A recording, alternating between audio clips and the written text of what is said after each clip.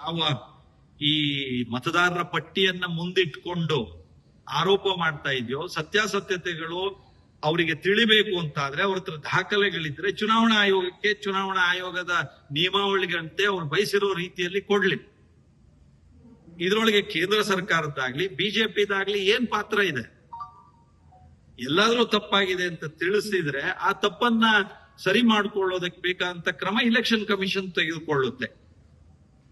ಇದಕ್ಕೆ ಕೇಂದ್ರ ಸರ್ಕಾರಕ್ಕೂ ಬಿಜೆಪಿಗೂ ಯಾವುದೇ ಸಂಬಂಧ ಇಲ್ಲ. ಇನ್ನೊಂದು ರೀತಿಯಲ್ಲಿ ನಾವು ನೋಡಿದ್ರೆ ರಾಹುಲ್ ಗಾಂಧಿ ಅವರು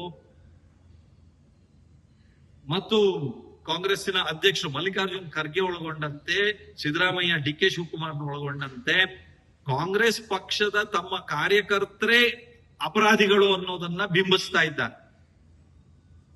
ಯಾಕೆಂದ್ರೆ ನಮ್ಮ ಚುನಾವಣಾ ಬೂತ್ಗಳಲ್ಲಿ ನಾವು BLAಗಳು ಇರ್ತೇವೆ, ಎಲ್ಲಾ ಪಕ್ಷದಿಂದ ಇರ್ತಾರೆ. ಆ BLAಗಳು ಸಮರ್ಥವಾಗಿ ಕೆಲಸ ಮಾಡಿಲ್ಲ ಅನ್ನೋದು ಕಾಂಗ್ರೆಸ್ಸಿನ ಆರೋಪ ಇದೆ. ಅದು ನಾವು ಮಾಡ್ತಾ ಇಲ್ಲ, ಕಾಂಗ್ರೆಸ್ದವರು ತಮ್ಮದೇ BLAಗಳಿಗೆ ಅದನ್ನ ಈ ಆರೋಪವನ್ನ ಮಾಡ್ಕೊಳ್ತಾ ಇದ್ದಾರೆ.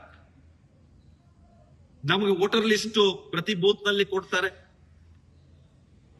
ನಾವು ಮತದಾನಕ್ಕೆ ಹೋಗೋಕ್ಕಿಂತ ಮೊದಲು ಮತಚೀಟಿಯನ್ನ ನಮಗೆ BLAಗಳ ಮೂಲಕ, ನಮಗೆ BLOಗಳ ಮೂಲಕ ನಮಗೆ ಮನೆ ಮನೆಗೆ ಕಳಿಸ್ಕೊಡ್ತಾರೆ. ಸ್ಲಿಪ್, ವೋಟರ್ ಸ್ಲಿಪ್ ಅನ್ನ. ಅದಾದ ನಂತರ ಸಹಿ ಮಾಡಿ ನಾವು ಆ ಎಲ್ಲ ಫಾರ್ಮ್ಗಳನ್ನ ತಗೊಳ್ತೀವಿ.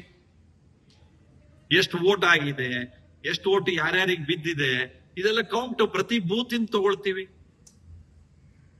ಈ ರೀತಿ ಎಲ್ಲಾದ್ರೂ ವ್ಯತ್ಯಾಸಗಳು, ಗೊಂದಲಗಳು ಆಗಿದ್ದಿದ್ರೆ ಆ ಬೂತ್ ನಲ್ಲಿರುವಂತಹ ಕಾಂಗ್ರೆಸ್ಸಿನ ಬೂತ್ ಏಜೆಂಟ್ಗಳು ಅವರು ಆಗ್ಲೇ ಆ ಸಂದರ್ಭದಲ್ಲಿ ಹೇಳ್ಬೇಕಿತ್ತು. ಅದಿಲ್ಲ ಅಂದ್ರೆ ನಂತರದಲ್ಲಾದ್ರೂ ಅಭ್ಯರ್ಥಿಗಳು ಅಥವಾ ಪಕ್ಷವೋ ಚುನಾವಣಾ ಆಯೋಗಕ್ಕೋ ಅಥವಾ ಬೇರೆ ಬೇರೆ ಹಂತದ ಅಧಿಕಾರಿಗಳಿಗೂ ಅವರು ಕಂಪ್ಲೇಂಟ್ ಕೊಡ್ಬೇಕಿತ್ತು.